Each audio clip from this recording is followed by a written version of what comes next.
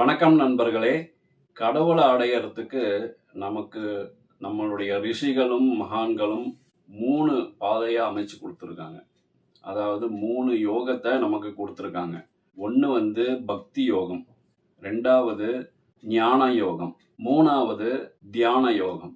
இந்த 3 பாதையும் வெவ்வேறு பாதையா இருந்தா கூட நம்ம போய் சேர்றது ஒரே இடம்தான். அந்த இடம் கடவுளை அடையிறதுங்கிற ஒரே குறிக்கோளை தான் போய் சேருது. இப்போ இந்த 3 யோகத்துல ரொம்ப எளிமையானது பக்தி யோகம் தான். சாதாரணமான மக்களும் செய்யக்கூடிய வகையில நமக்கு அமைச்சு கொடுத்துருக்காங்க. அதுலயும் பக்தி யோகத்துல இன்னும் ரொம்ப எளிமையானது நாம ஜபம். அந்த நாம ஜபத்தோட பெருமையை பத்தி தான் இந்த வீடியோல பார்க்க போறோம்.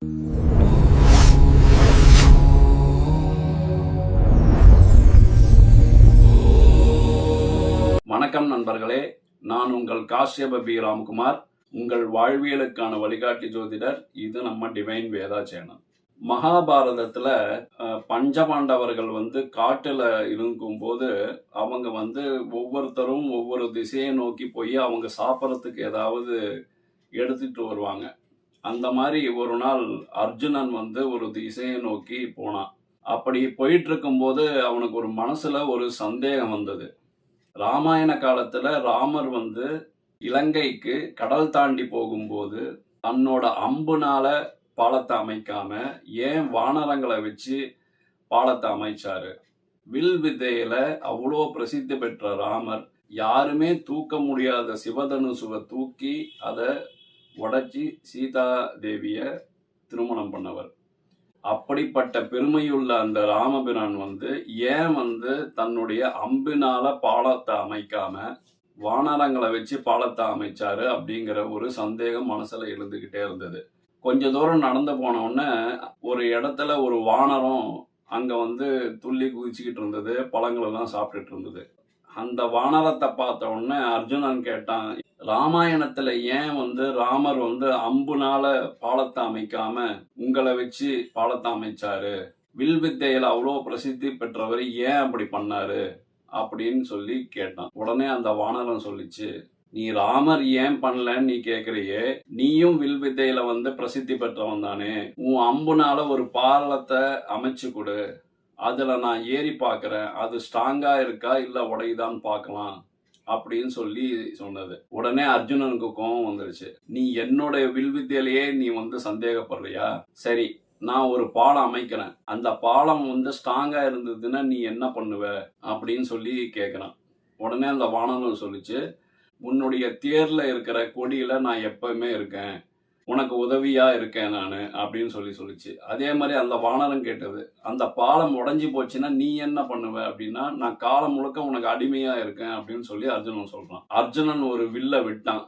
அந்த ஒரு அம்பு பல அம்பா மாறி உடனே ஒரு பாலம் உருவாச்சு. அந்த வானரமும் காலை வச்சது. காலை வைக்கும் போதே இந்த பாலம் சுக்கு நூறா உடைஞ்சு போச்சு. உடனே அர்ஜுனன் சோர்ந்து உக்காந்துட்டான். என்னடா இது, இவ்வளோ நம்ம வில் வித்தையில தேர்ச்சி பெற்றோம், ஒரு வானரம் தாங்கக்கூடிய அளவுக்கு கூட நம்மனால ஒரு பாலத்தை அமைக்க முடியலையே அப்படின்னு அவன் ரொம்ப வருத்தப்பட்டு இருக்கும்போது கிருஷ்ணர் அந்த வழியா வராரு. அர்ஜுனன் சோகமா இருக்கிறத பார்த்துட்டு கிருஷ்ணர் கேட்கிறாரு, ஏன் அர்ஜுனா சோகமா உக்காந்துருக்க அப்படின்னு சொல்லும் போது இந்த மாதிரி நடந்த கதைய சொல்றான். உடனே கவலைப்படாத அர்ஜுனா, இன்னொரு தடவை நீ முயற்சி பண்ணு அப்படின்னு சொல்ற. சரின்னு சொல்லிட்டு அவன் இன்னொரு அம்பை விடுறான்.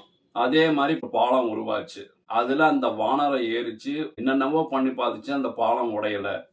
உடனே அர்ஜுனன் கேட்டான், நான் ஏற்கனவே இப்போ 2வது தடவை பண்ண மாதிரி தான் நான் அம்பை விட்டேன், அப்போ பாலம் உடைஞ்சு போச்சு. 2வது தடவை நான் அம்பு விடும்போது உடையிலேயே, இதுக்கு என்ன காரணம் அப்படின்னு சொல்லி கேட்டான். உடனே கிருஷ்ணர் சொன்னாரு, அர்ஜுனா, நீ முதல்ல அம்பு விடும்போது உன்னுடைய அகங்காரத்துல அம்பு விட்ட, உன் வில் வித்தைய பத்தி நீ ரொம்ப பெருமையா நினைச்சுக்கிட்டு அம்பு விட்ட, அதனால அந்த பாலம் உடைஞ்சு போச்சு. 2வது தடவை நீ அம்பு விடும்போது நீ என் நாமத்தை மனசுக்குள்ளார சொல்லிட்டு நீ அந்த அம்பை விட்ட. 2வது தடவை அந்த வானரம் அதாவது தன்னாலதான் அந்த பாலம் உடைஞ்சதுங்கிற நினைப்புலயே ஏற ஆரம்பிச்சு. அதனால அந்த பாலம் உடையல. நாம ஜபத்துக்கு அவ்வளோ சக்தி இருக்கு. நீ முதல்ல உன் அகங்காரத்துல நீ அம்பு விட்டதுனால அது உனக்கு நல்ல பலனை கொடுக்கல. 2வது தடவை நீ என்னுடைய நாமாவை உன் மனசுல ஜபம் பண்ணிட்டு அம்பு விட்டதுனால அது உனக்கு பலனை கொடுத்தது அப்படின்னு சொன்னாரு. இந்த வானரம் யாரு அப்படின்னு சொல்லி கேட்டான். உடனே கிருஷ்ணர் சொன்னாரு, இது யாரும் இல்லப்பா, ராமாயணத்துல ராமருக்கு உதவி பண்ண அனுமார் தான் இந்த வானரம் அப்படின்னு சொன்ன உடனே அந்த அனுமாரா மாறிட்டார். ராமாயணத்துல அந்த பாலத்தை கட்டும்போது வானரங்கள் கல்லை கொண்டு அனுமர்கிட்ட கொடுத்தாங்க. அந்த அனுமர் அதுல ராமன் ஒவ்வொரு கல்லிலையும் எழுதி எழுதி கடல்ல தூக்கி போட்ட உடனே இந்த கல் மிதக்க ஆரம்பிச்சது. இப்படி கொஞ்சம் கொஞ்சமா மிதக்கிற கல்லுல நடந்துதான் அவங்க இலங்கைக்கு போனாங்க.